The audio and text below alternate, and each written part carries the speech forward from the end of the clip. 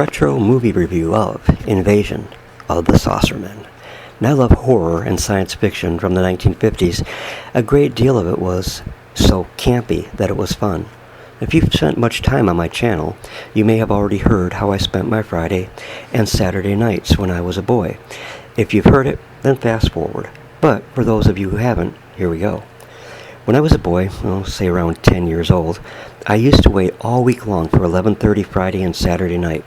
You see, at that time, WJRT-TV in Flint, Michigan aired the Creature feature starring that groovy ghoul, Christopher Coffin. The films they played were strictly B-grade, and I had several movies that were my favorites, and they were repeated quite often. My number one favorite was Invasion of the Saucermen, and believe it or not, that movie scared the heck out of me. That's sort of hard to believe because watching it now, it's more funny than frightening.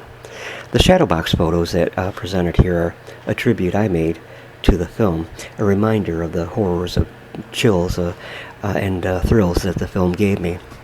If you've never seen the movie, then pop some corn, go to YouTube, and be prepared for some fun. The film is there in its entirety for free.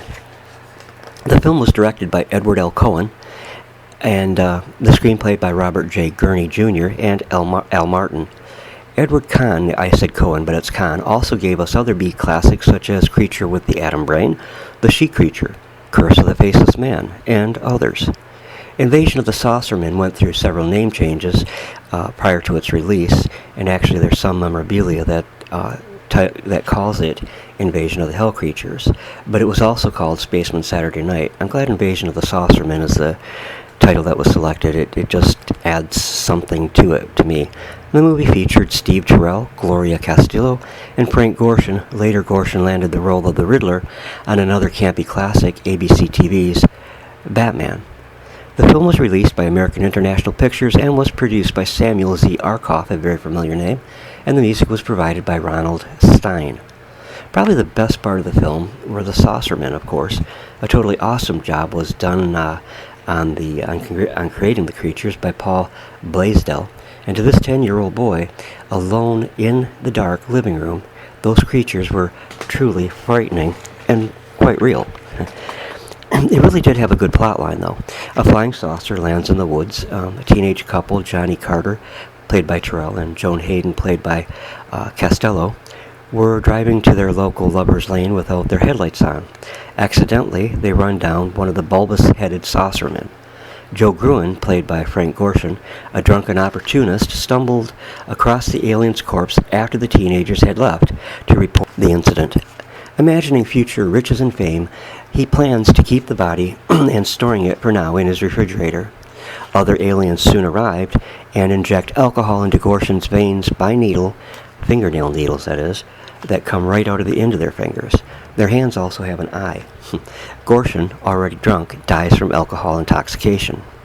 Having reported the accident and the deceased alien to the police, Johnny and Joan return with the sheriff, only to find Joe's dead body instead of the alien. The police then decide to charge the kids with vehicular manslaughter. Meanwhile, the dead alien's hand detaches itself from its host and starts out on revenge. But in the end, the teenagers, not the military,